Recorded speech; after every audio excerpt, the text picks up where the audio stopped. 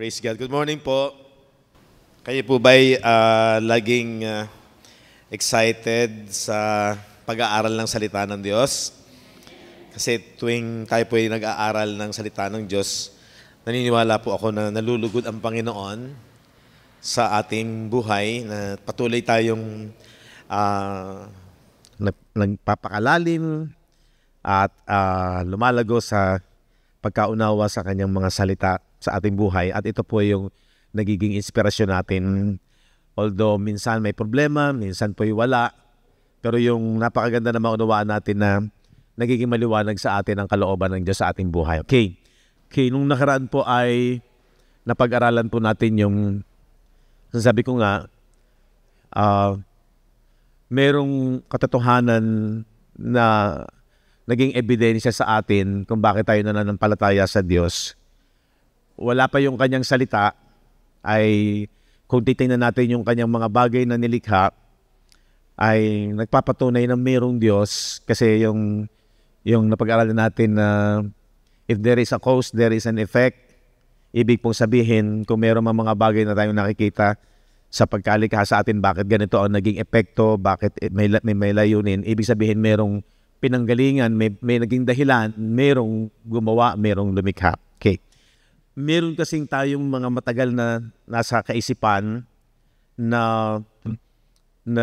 yun yung ating pagkaunawa. Pero ang kagandahan na kapag tayo po ay pumokus talaga sa salita ng Diyos, marami tayong mauunawaan at maraming yung mga, kasi unang-una, ang salita po ng Diyos ay spiritual. Hindi mo siya dapat i-interpret sa physical. So, tutuloy po natin ito. Dito po sa, at nais ko muna i-review. Napag-aralan natin last week na meron dalawang aspeto ng creation sa heaven and earth. Yung sa Genesis chapter 1 ay ang physical aspect, nilikha ng Diyos ang langit at lupa. Pero doon sa buhay nung nakipagtipan ang Diyos kay Abraham, na sa pamamagitan niya ay magkakaroon ng isang bansa, at ang Diyos po ay nakipagtipan kay Abraham sa kanyang mga physical na mga o biological na mga anak, mula kay Isaac, kay Jacob, and then nakikita natin na hanggang sa panahon ni Moises, mula sa pagkaalipin sa Egypt ay isinilang ang bansang Israel sa pamamagitan ng signs and wonders, sa pamamagitan ng yun ngang pag-alis po doon sa Egypt, ay makikita natin yung prophetical na isinilang sila sa pamamagitan ng dugo at ng tubig.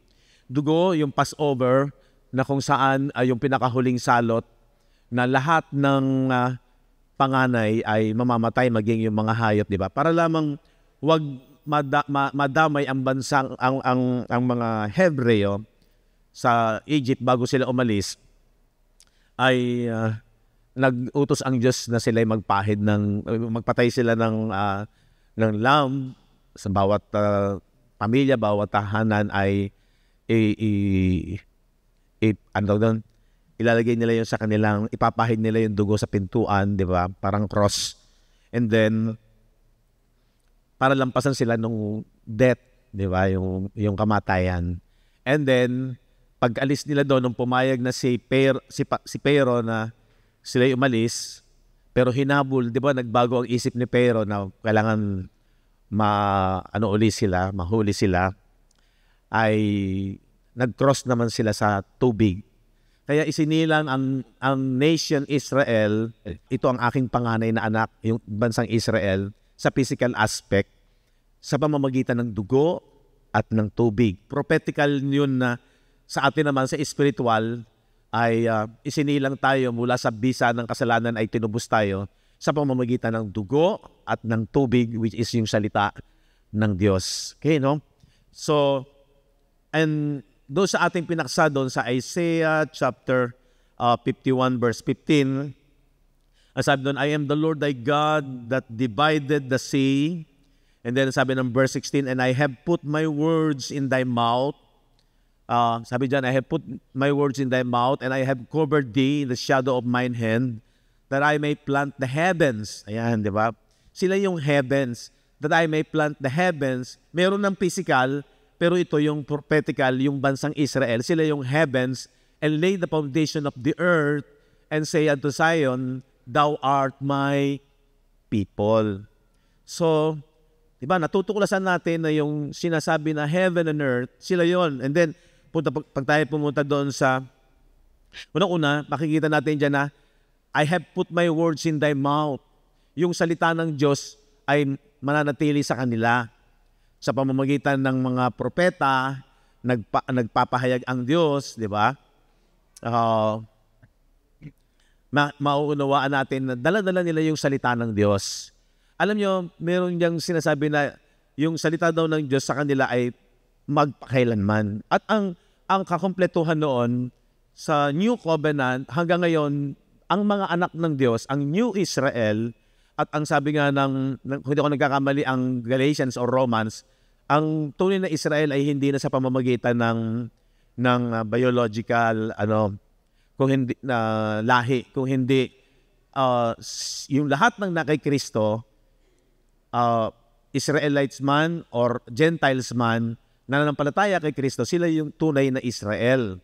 Kaya yung New Israel ay composed ng mga mananampalataya, believers of Christ, na yung salita ni Kristo andun pa rin, nasa atin, laging nakalagay sa ating puso at sinasaysay ng ating mga bibig. Kaya talagang ang mga mananampalataya, laging focus sa salita ng Diyos. Kasi yung sinasabi niya na yung salita ng Diyos ay inilagay sa bibig ng mga Israelites, magpakailanman ang kakumpletuhan noon hanggang sa panahon ng Panginoon sa Kristo, tayong mga believers. At napag-aralan natin, tayo din yung new heaven and new earth. The new Israel, the new Jerusalem, which is spiritual. Dito sa Deuteronomy 32, verse 1, makinig kayo mga langit at ako'y magsasalita.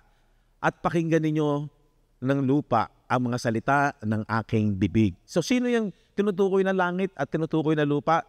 Dito sa verse 44 and 45, then, muli, makikita natin ito yung bansang Israel, yung physical na mga Hebreo. At si Moises ay naparoon at sinalita ang lahat ng mga salita ng awit na ito sa pakinig ng bayan, mga Hebreo.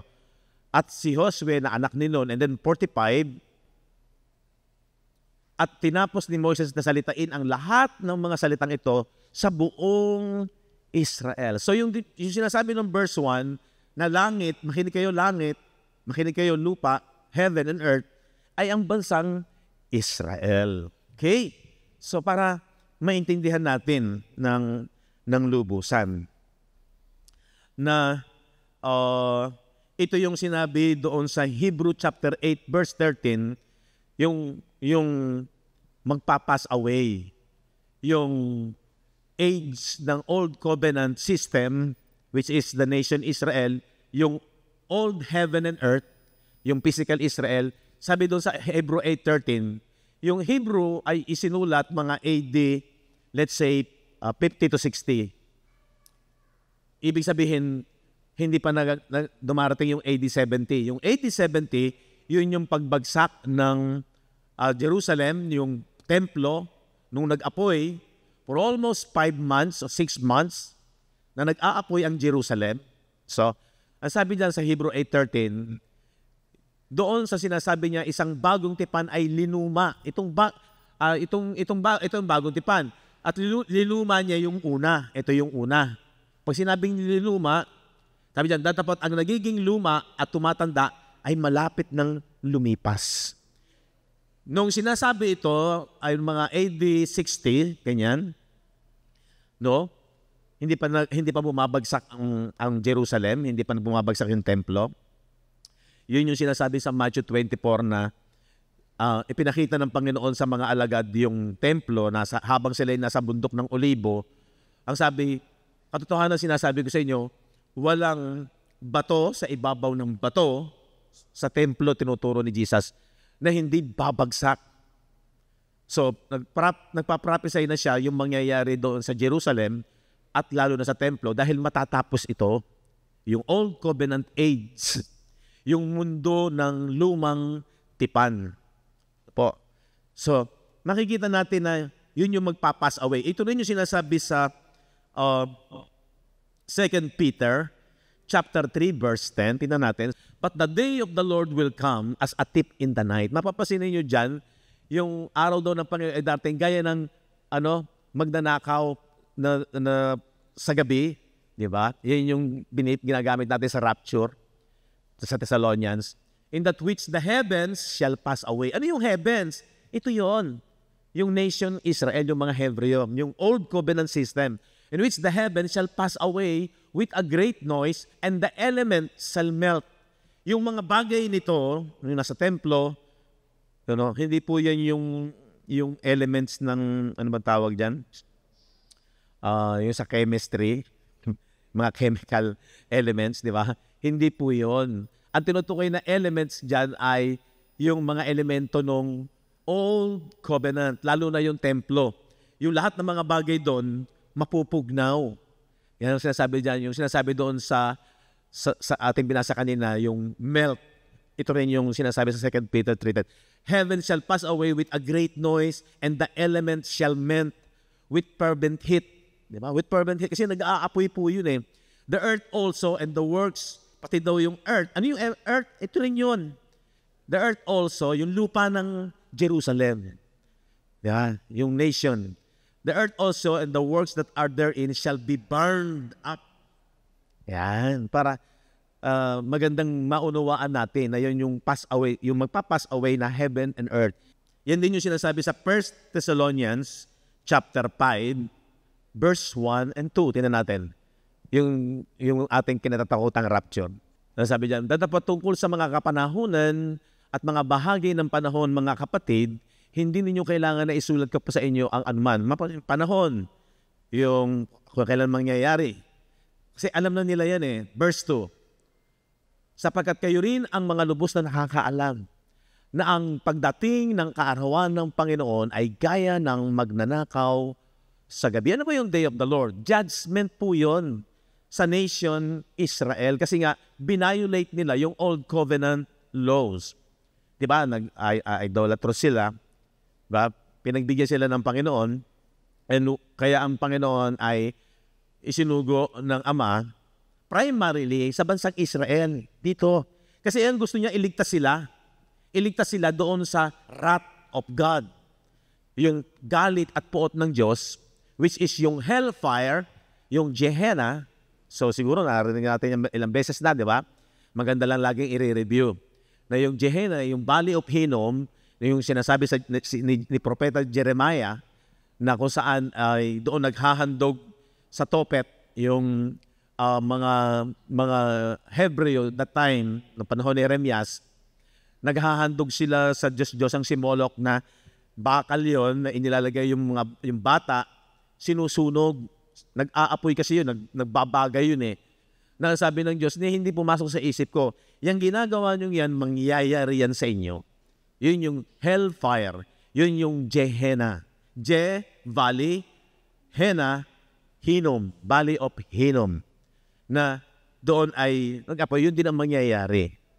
So nung naganap nung AD 70 na nasunog ito, yung templo ay bumagsak, lahat ng elemento na lusaw, even yung Book of Life, yung record ng ano mo tawag doon, genealogy ba yun? Yung kanilang lahi, alam kasi ng mga bawat Israelite o mga Hebreo, mga Hudyo, kung anong lahi sila, kung sila yung lahi ni Benjamin, yung 12 tribes, naka-record yon. Sa bawat isinisilang, itinatala po yon. Nung AD 70, pati yun napugnaw. Yung record nung kanilang lahi, pati yung kasama rin yung nasunog. That's why, masasabi natin na yung nagpapanggap na mga Hudyo after nung AD 70, hindi po nila mapapatunayan na sila ay lahi ni ganito, lahi ni Benjamin, ni Asher, ni Naphtali, ni Gad, di ba? Ni Joseph. Hindi na nila matetrace yun kasi yun pong record ng pagrehistro, kung tawagin po yung Book of Life, ay nasunog din yun. Wala nang matetrace kung anong lahi meron pa. Kaya yung physical nation Israel, after nung AD 70, natapos po lahat yon. Kaya melt na lusaw. Sapagkat kayo rin ang lubos na nakakalam na ang pagdating ng kaarawan ng Panginoon ay gaya ng magnanakaw sa gabi. So yun yung magaganap dito, na araw ng Panginoon, judgment.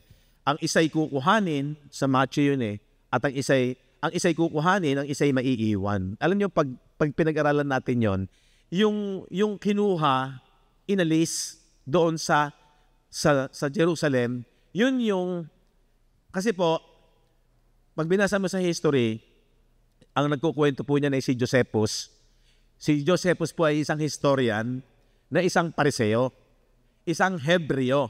Naka-record po doon, pag sinerch sa Google, naka-record po doon, sa dami ng patay, halos wala na, hindi na maililibing Kung hindi ako nagkakamali, sa isang araw, mga, hindi ko alam kung 600 or 6,000 ang bilang ng namamatay. For almost 5 months, nangyari yon.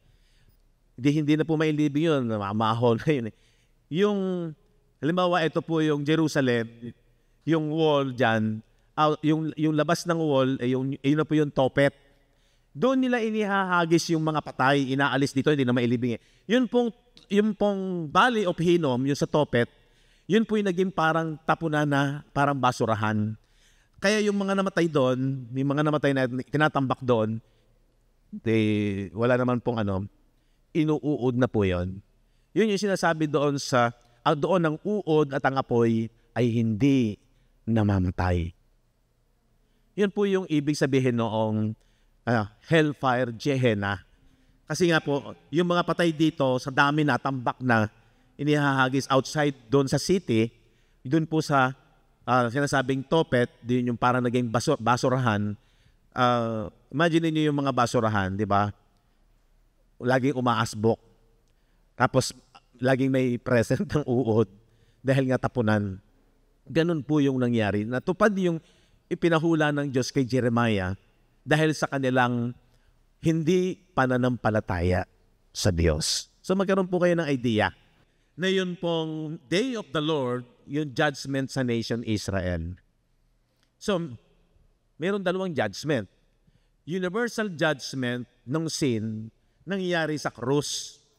Pero yung nangyari after the cross hanggang umabot sa AD 70, ito yung tinatawag na judgment sa nation Israel.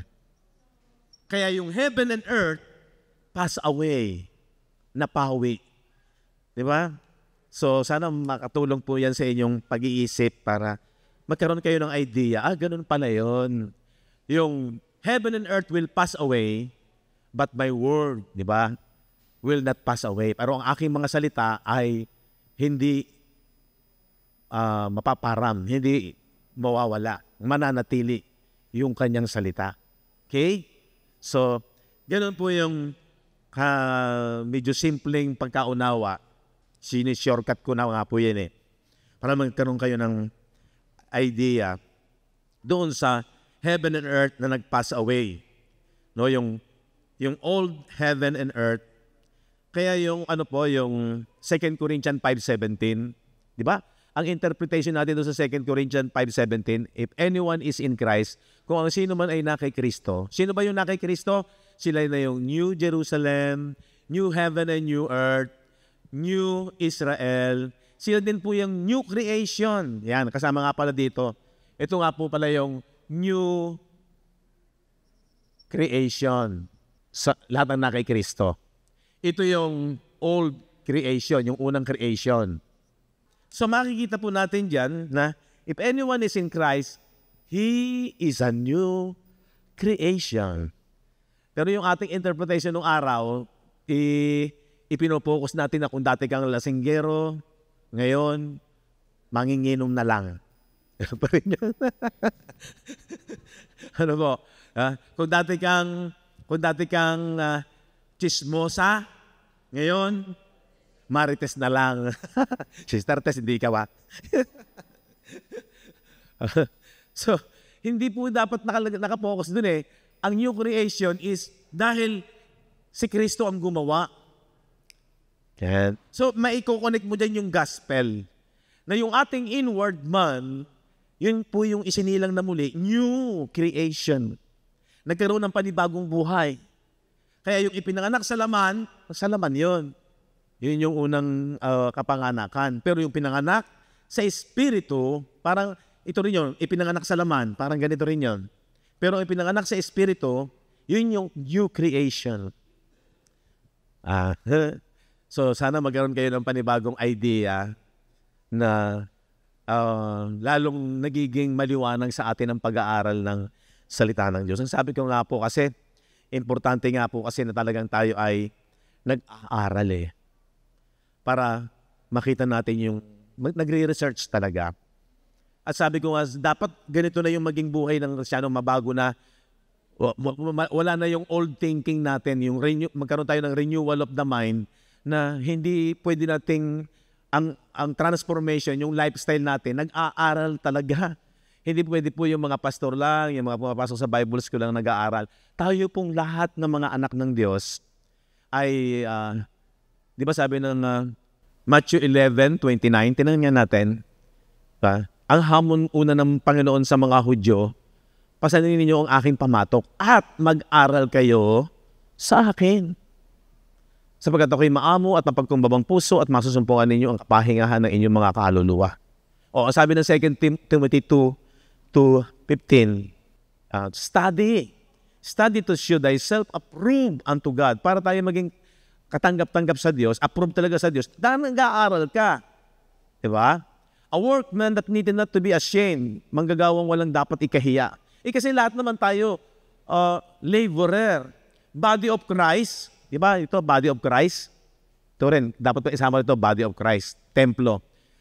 Dapat, meron tayong mga tungkulin. Part kasi tayo ng katawan ni Kristo. Workman tayo. Lahat manggagawa. Walang dapat ikahiya. Ibig sabihin, pag ikaw ay nag-a-apply sa pagtatrabaho, kailangan meron kang alam doon sa ina-applyan mo, para hindi ka mapahiya. Ganon din sa pagiging anak ng Diyos. At bilang tayo ay body of Christ, ito nga yung katotohanan hindi ko pumupunta ka sa isang building at sumisimba ka, body of Christ ka na. Ang body of Christ ay talagang, paano ba tayo sinilang? Laging nakapokus yan dito sa gospel I have begotten thee through the gospel. Sinilang ko kayo sa pamamagitan ng ebanghelyo. At tinanggap natin ang Holy Spirit, sabi ng pagkarinig ninyo ng aral ng katotohanan, ang ebanghelyo ng inyong kaligtasan, at kayo'y sumampalataya, pagkatapos yung manampalataya, kayo'y tinatakan ng Espiritu Santo. Diba? Ganun ka-importante yung pagkaunawa sa gospel. Diyan ka isinilang, diyan ka tinatakan ng Holy Spirit, diyan ka rin nagiging member ng katawan ni Kristo. So, ang nakakaalam talaga na ang isang tao ay kalakip ng katawan ni Kristo ay ang Diyos. Pero ayaw natin humatol. Pag ang isang tao simisimba lang sa parang religious system, medyo may danger May danger. Kaya nga, malinaw na dapat yung aral ni Kristo, yung doctrine of Christ, ay nasa atin, yung pag-iisip ni Kristo. Kaya dapat nag-aaral po talaga tayo. Tignan mo yung ginagawa natin. As time goes on, maunawaan mo, hindi ka dapat maboring, huwag mo hanapin yung laging yung kaligayahan ng senses ng flesh. Dapat yung knowledge, di ba? Grow in the knowledge of God, di ba? Lumago tayo sa kaalaman sa pamamagitan ng salita ng Diyos. Kasi bakit? Ano sabi ng John 8:32? You shall know the truth. Pag ikay nag-aaral, malalaman mo yung katotohanan. Kagaya nito, marami tayong natutuklasan. And the truth shall make you free. Free from where? Doon sa error. Free doon sa mga deception. Free doon sa mga maling aral. Di ba? Nauunawaan mo yung totoo. Sabi doon, the truth, still mananatili yung truth kahit na even marami yung hindi naniniwala. Pero yung kasinungalingan, mananatili yung kasinungalingan kahit na marami doon ang naniniwala sa kasinungalingan. Pinalaya tayo sa kasinungalingan. At tayo po ay naging banal sa pamamagitan ng salita ng Diyos, John 17:17. Tingnan ninyo to. Sanctify them through thy truth. Paano tayo binabanal? Paano tayo nililinis? Sa pamamagitan ng aral ng katotohanan. Thy word is truth. So dito na tayo naging banal. Naunawaan natin sa aral ng Ebanghelyo, yung ating inward man, yung ating isipan ay wala na sa conscience ng kasalanan. Kasi nalaman mo na tapos na yung bisa ng kasalanan. Sa pamamagitan ng Ebanghelyo, yung kasalanan na nanahan sa laman ay inirepresent ni Jesus sa krus. Kaya yung katawan ni Jesus ang nakondem. Yun yung namatay, yun yung inilibing, na nirepresent niya lahat yung kasalanan na nanahan sa katawan. Una, ng mga Hudyo, and even lahat ng tao.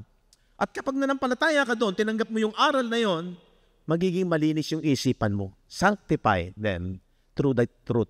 Through thy truth. Thy word is truth.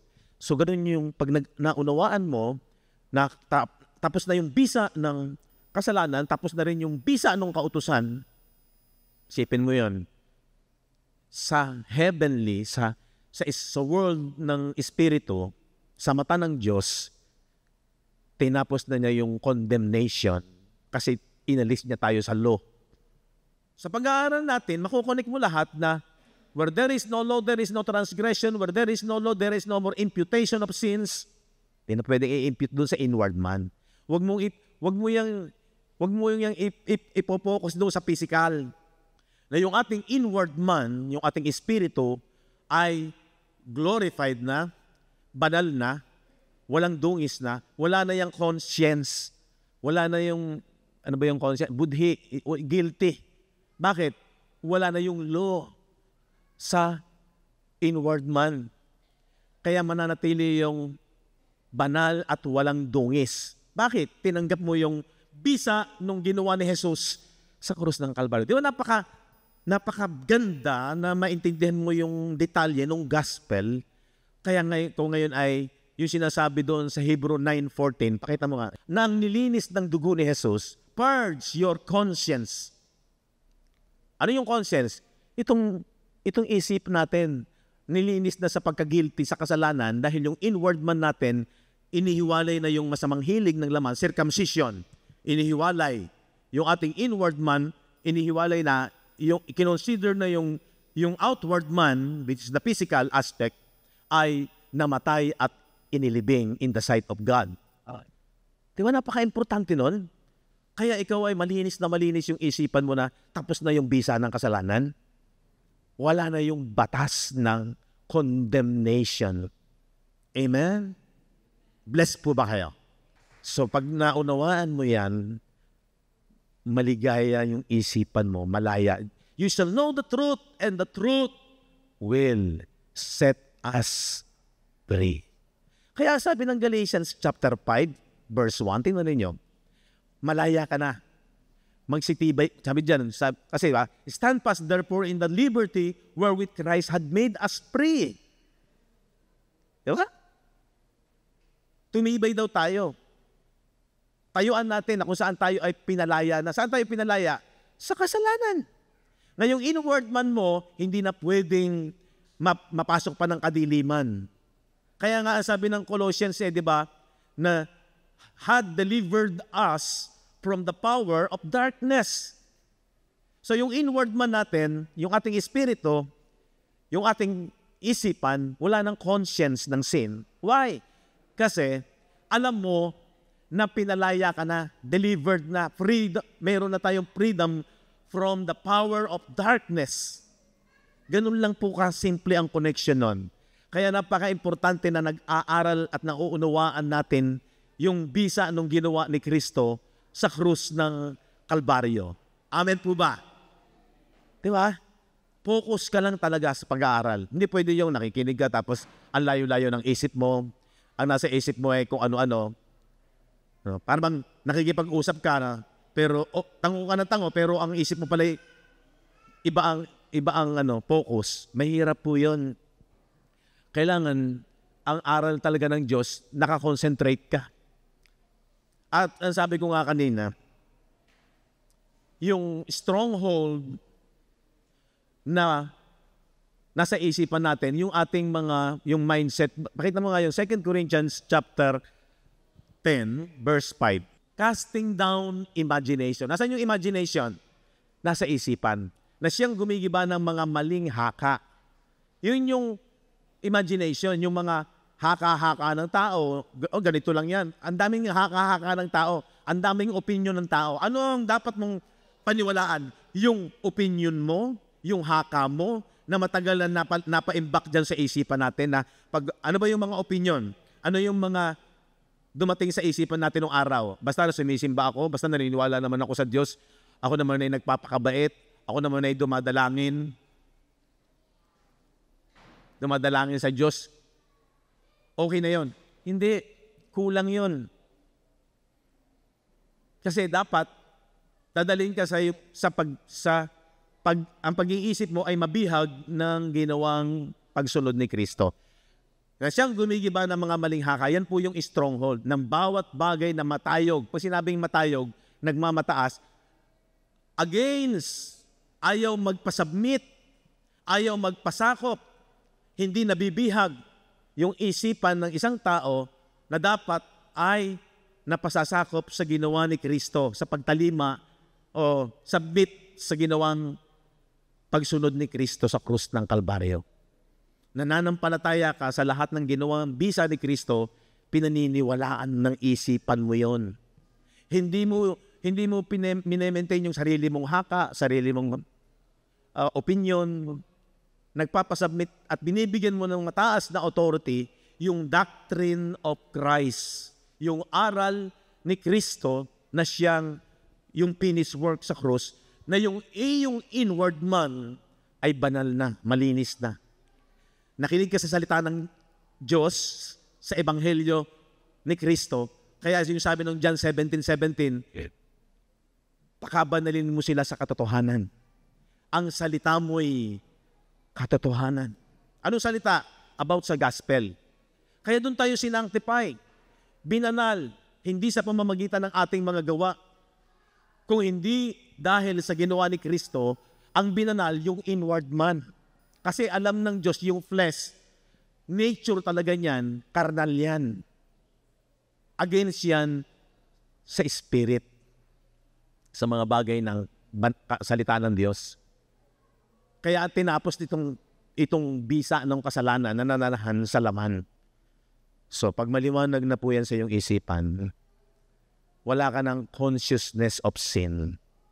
Purge, nalinis na yung iyong espiritu, yung isipan mo dahil tinanggap mo ang salita, tubig. Nilinis ng tubig. Dugo, nanampalataya ka sa dugo, na tinapos na yung bisa ng kasalanan at nilinis ng kanyang salita patungkol sa ginawa ni Kristo sa krus.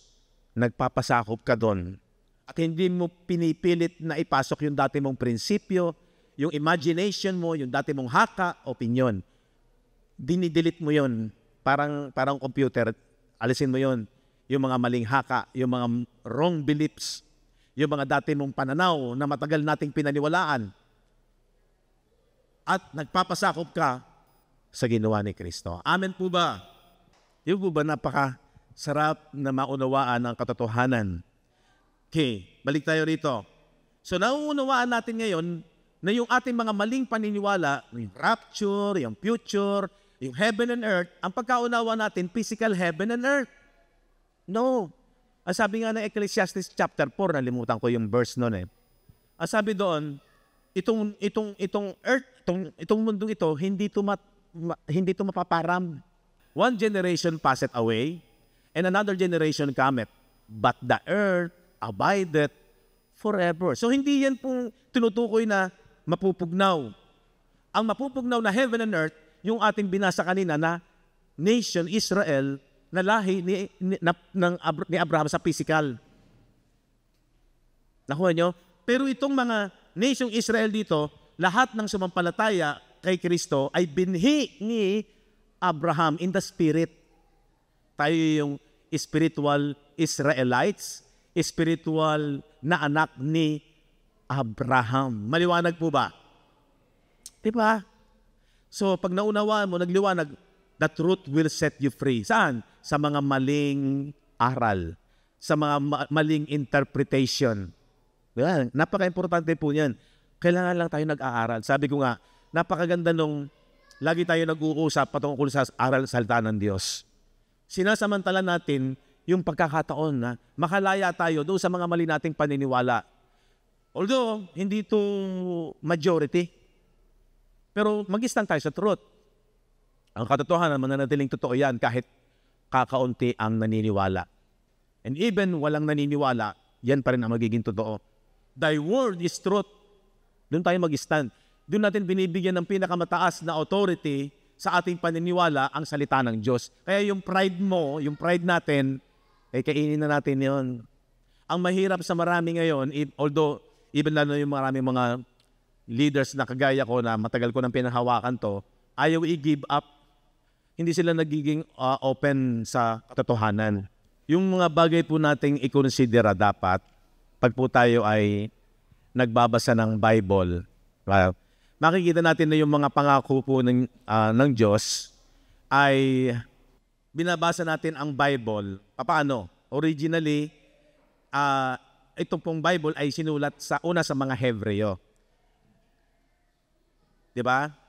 At ang ginamit po dyan ay Hebrew at saka Greek. Sa Old Testament, kalimitan Hebrew ang pagkakasalin. Sa New Testament, ay Griego na lingwahe. Minsan Aramaic po. So, yung ating nababasang Bible sa ating panahon ngayon, translation na po yan. Isinali na, di ba? Sa English at saka sa Tagalog. At mapapansin ninyo, pag hindi mo kinuha pa nga yung mga original na Greek, ay hindi mo agad ito maiintindihan, hindi mo agad mauunawaan. Ito po ay isinulat sabi dyan, it was written in ancient languages. In ancient culture, yung sa kultura nila nung panahon na yon. So, sa pagbabasa ng Bible, sabi dyan, in reading, we must be conscious, yun daw ating isipan, not in our culture. Huwag doon sa ating kultura ngayon. Diba? Iba yung pamamaraan ng ating kultura sa panahon noon, no ancient times. Lalo na, isinulat ito sa mga Hebreo. Ito yung mga importante na dapat nating i-considera kung bakit na-out of context at namamali yung interpretation. Kaya dapat daw nating gawin, dahil nga iba yung kultura noon, nung panahon na yon, iba yung kultura natin. Anong dapat nating gawin? Step out in our culture. Huwag mong i-interpret yan base sa iyong panahon ngayon. Step out and step in para bagang pipilitin mong ilagay yung iyong sarili sa panahon na yon. Kaya napaka-importante po na meron itong historical background. Nakakatulong po yung history. Napaka-importante na yung kultura, nung isinulat yung aklat na yan, dapat meron kang background sa history. So nag-aaral talaga. Kasi mamamali tayo ng pagkaunawa kapag inia-apply mo siya sa panahon ngayon. So yun po yung mga bagay na dapat i-considera. Halimbawa, itong topic na New Heaven and New Earth. Ano sabi ng John chapter 14? Yan, huwag magulumihana ng inyong puso. Magsisampalataya kayo sa Diyos, magsisampalataya naman kayo sa akin. Sabi yan, verse 2. Sa bahay ng aking ama ay maraming tahanan. Kung hindi gayon ay sinabi ko sana sa inyo, sapagkat ako'y paroroon upang ipaghanda ko kayo ng dako ninyong kalalagyan. Di ba? In my Father's house are many mansions.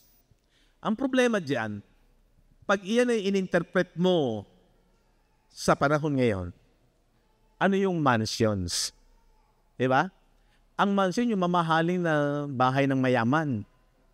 Diba? Parang palasyo. Pero pag kinuha mo yung original Greek word nung salitang mansion, ito po ay monai, M-O-N-A-I, or monai, na ang ibig sabihin ay an abiding dwelling place. Ang verb nito is to remain, to abide on an abiding place or an individual dwellings. Yan po yung original. Hindi po yung mansion na parang, yun nga, napakalaki, napakalawak. At may isang problema sa atin, pag sinabi ng Revelation na doon ay ang bahay ay ginto, ang lansangan ay ginto, ini-interpret natin sa physical. Yan ang isang problema.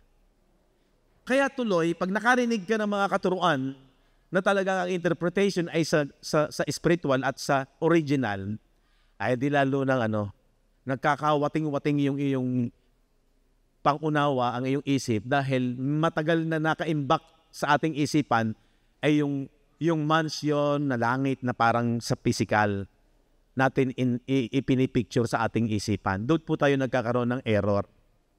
Kaya sabi dyan, unang-una, ang isa sa itinuturo ng Bible, yung sinasabi ng 1 Corinthians chapter 2, verse 13, kung paano natin ini-interpret ang Bible. Sabi dyan, which things also we speak, not in the words which men's wisdom teacheth. Ang liwanag dyan, na yung mga sinasabi ng mga bagay sa salita ng Diyos, hindi daw dapat ito ay ikumpara sa gamitin ang karunungan ng tao. Yung carnal interpretation.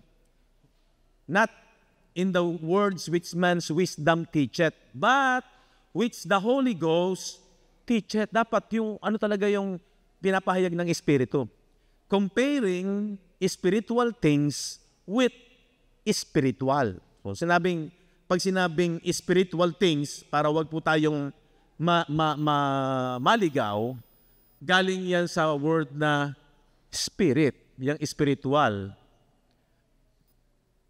Ikukumpara mo, ang pag-interpret, the Bible interpret itself. Kasi yung spirit dyan, yun yung sinasabi sa John 6:63. It is the spirit that quickeneth. Ang espiritu ang nagbibigay ng buhay. The flesh, wag mo yan sa laman talaga profiteth nothing. Magkakontra lagi yan. Contrast ang flesh sa spirit. Kaya dapat sa interpretation, hindi dapat palaging ang interpretation ay yung carnal thinking. Pag sinabi pong carnal, physical. The words that I speak unto you, ang salita na sinasalita ko sa inyo, they are spirit and they are life. So, yung Bible, lalo na patungkol sa kapahayagan ng mga spiritual na bagay, heavenly, eternal, salita ng Diyos, ang magkukumpara at ang susuporta pa rin ay yung Bible. The Bible interpret itself, comparing spiritual things with spiritual. Kung hindi ka nag-aaral, mahirap. Hindi mo maunawaan. Palagi kang parang napapuzzle. Pero pag nag-start ka na mag-aral at unawain, mauunawaan mo yan. Kasi sabi naman ni Paul kay Timothy, isipin mo ang sinasabi ko, sapagkat bibigyan ka ng Panginoon ng pagkaunawa, hindi pwedeng hindi mauunawaan sa lahat ng mga bagay. Ang problema, sa panahon ng mga first century believers, pikit mata sila. Pag sinabing pikit mata, kita mo na yung katotohanan, pero nagpipikit mata ka pa rin. Ayaw mo pa rin tingnan. Yan ang totoo. Maraming ganun pikit mata. No? Para lamang maipagtanggol yung kanyang sariling katwiran, yung kanyang opinion at haka-haka pa rin ang masusunod. Tingnan niyo itong 2 Thessalonians chapter 2. Bakit ibinigay ng Diyos ang maraming mga believers sa panahon na yon sa kasinungalingan ay dahilan po ayaw talaga nilang maunawaan ang katotohanan. Or yung tinatawag po na pikit mata. Bingi-bingihan, ayun na yung sinasabi ng Bible, ini-ignore pa rin niya kasi yung sarili pa rin niya ang gusto niyang masunod. So hindi siya nagpapasakop at hindi niya binibigyan ng final authority ang salita. Ayan, at may buong daya ng kalikuan sa nangapapahamak. So meron daw pumasok sa daya at kalikuan yung mga mapapahamak. Bakit? Sapagkat hindi nila, pansinin niyo to, sapagkat hindi nila tinanggap ang pag-ibig sa katotohanan para sila yung mga ligtas. So ayaw nilang ibigin yung katotohanan. No? Ito yung problema. Hindi naman gusto ng Diyos. Hindi naman ang Diyos ang talagang ibinigay sila sa daya ng kalikuan eh. Kung hindi sila yung merong gusto, sila yung nagdesisyon, ayaw nilang ibigin ang katotohanan. Sabi niya, sapagkat hindi nila tinanggap ang pag-ibig sa katotohanan. So sa isang mananampalataya, dapat meron kang pag-ibig sa katotohanan. Ano yung iibigin mong katotohanan? Salita ng Diyos. Ito yung magiging basihan mo, hindi yung sarili mong katwiran, hindi yung laging kang nangangatwiran, nag-i-escape, nagpipikit mata. Kaya kung ano na lamang ang makitang itinuturo, okay yan. Okay yan. Okay nang okay. Kahit na malayo sa katotohanan. Verse 11. So di ba, yun ang problema? Hindi nila iniibig yung katotohanan. At dahil doon yung kanilang desisyon, wala silang pag-ibig sa katotohanan, at dahil dito, ipinadadala sa kanila ng Diyos ang paggawa ng kamalian. So ano yung paggawa ng kamalian? Yung kanilang turo, kamalian. Upang magsipaniwala sila saan? Sa kasinungalingan. Di ba linaw niyan? Kaya isang bagay lang po yung lagi kong sasabihin, huwag po tayong manghinawa. Although minsan parang hindi ito yung ating buhay noon eh. Ang pinakakaligayahan mo na mag-aral ka, maunawaan mo, makalaya ka sa kamalian. Bakit? Tinanin nyo yung mga first century believers na sabi na dahil dito, ipinadala sa kanila ng Diyos ang paggawa ng kamalian. So yun ang gusto nyo, yun ang ipinagpe-pray nyo, o yan ang mangyayari sa inyo. Tinutugon naman sila sa panalangin nila eh. Ito gusto namin. Ito gusto namin. Yung sinusunod yung nasa nung aming senses. Yung masaya. Pero malayo sa katotohanan. Ano sabi diyan? Ipinadala sila sa paggawa ng kamalian upang magsipaniwala sila saan? Sa kasinungalingan. Di ba? Hindi naman yan.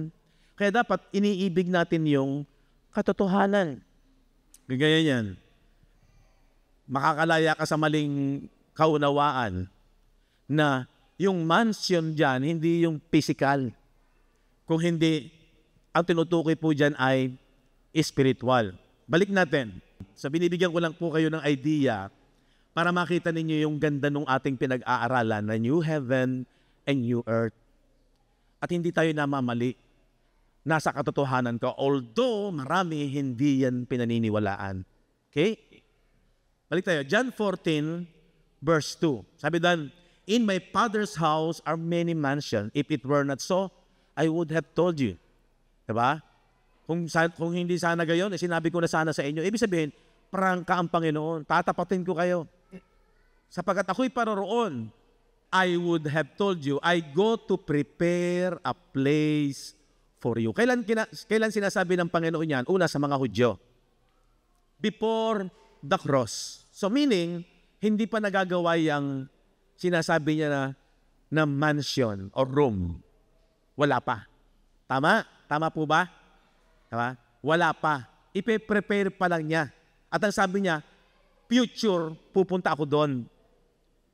Verse 3, and if I go and prepare a place for you, ibig sabihin, pag napaghanda na niya, ang inilalagay sa isipan ng mga alagad, I will come again. O di yan yung second coming. Agree po ba kayo? I will come again and receive you unto myself, that where I am, there ye may be also. Ito yung napakagandang pangako ng Panginoon na dapat maunawaan natin ng gusto para hindi na tayo maging confused dito sa new heaven and new earth na ang kaharian ng Diyos ay narito na para ang hirap unawain. Pero dito sa salita ng katotohanan, dito natin mauunawaan ang lahat ng mga bagay na yan. Tiyaga lang po tayo sa pag-aaral.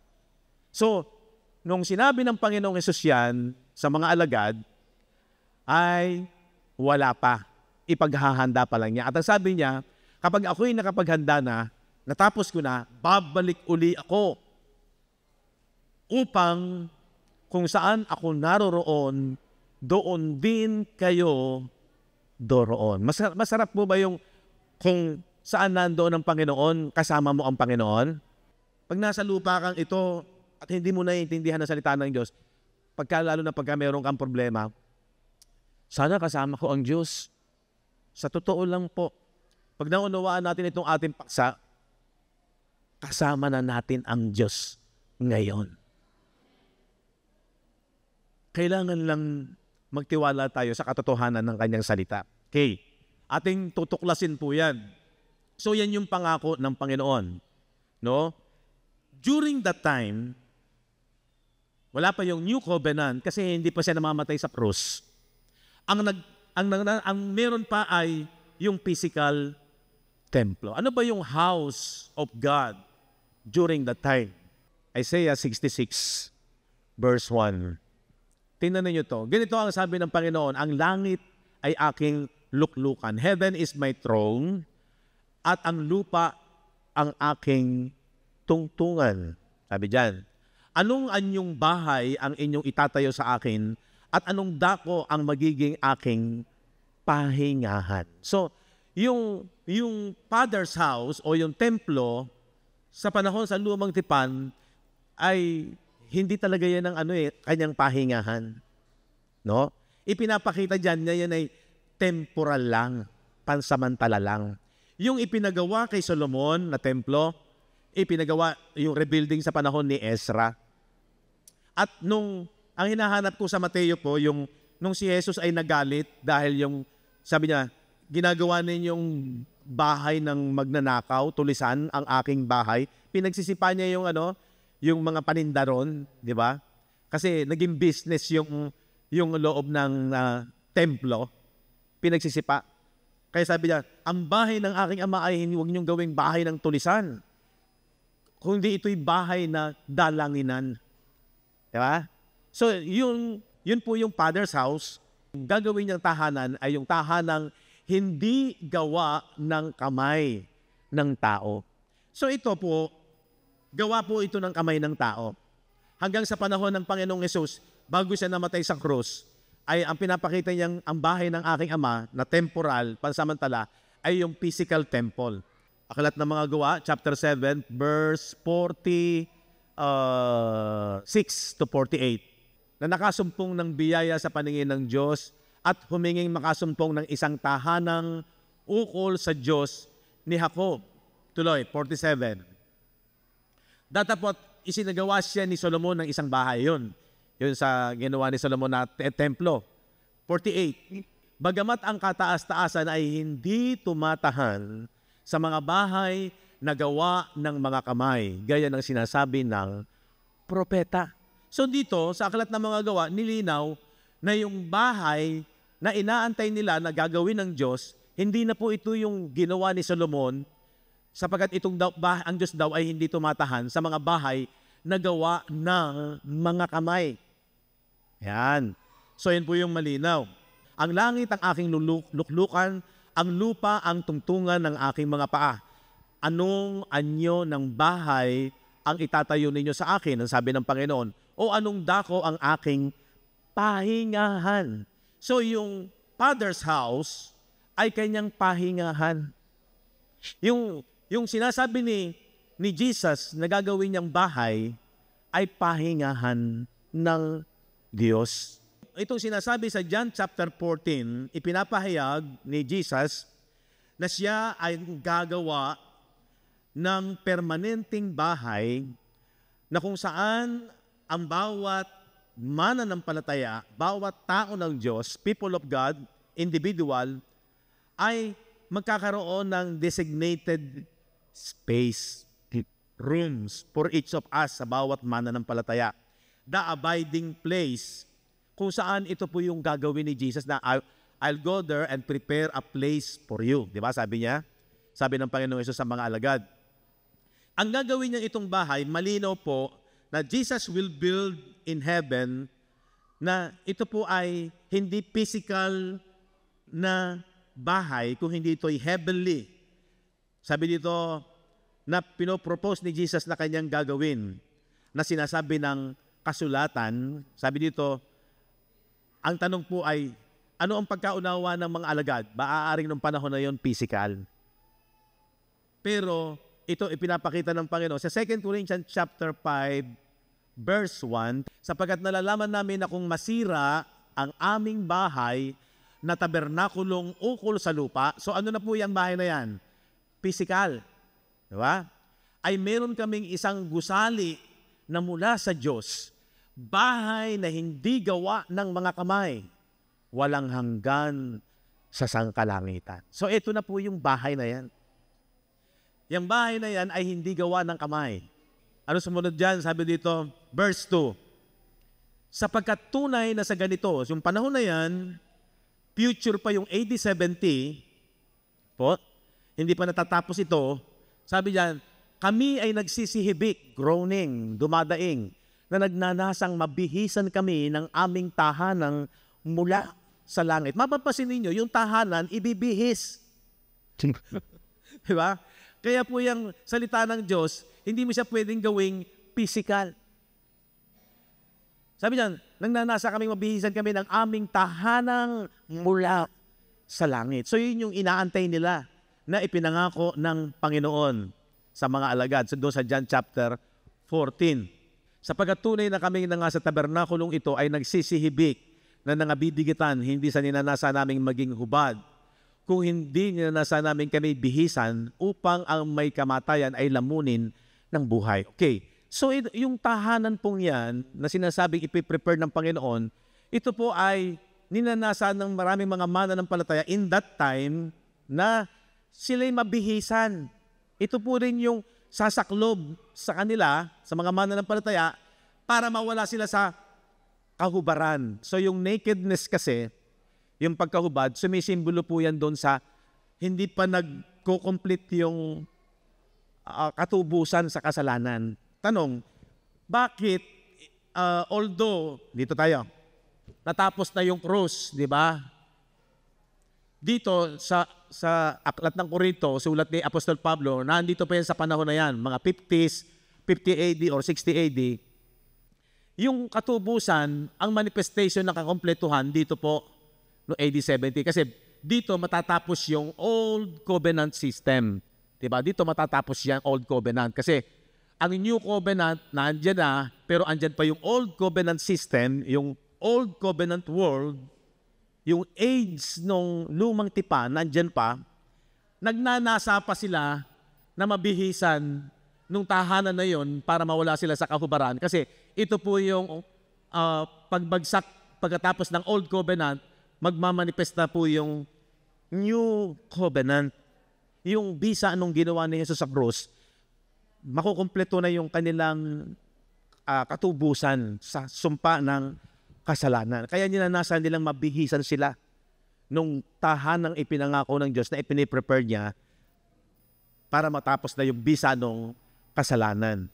Okay, sana ma-gets niyo po yung aking ipinapaunawa na kung bakit minsan nakaka-confuse yung Bible.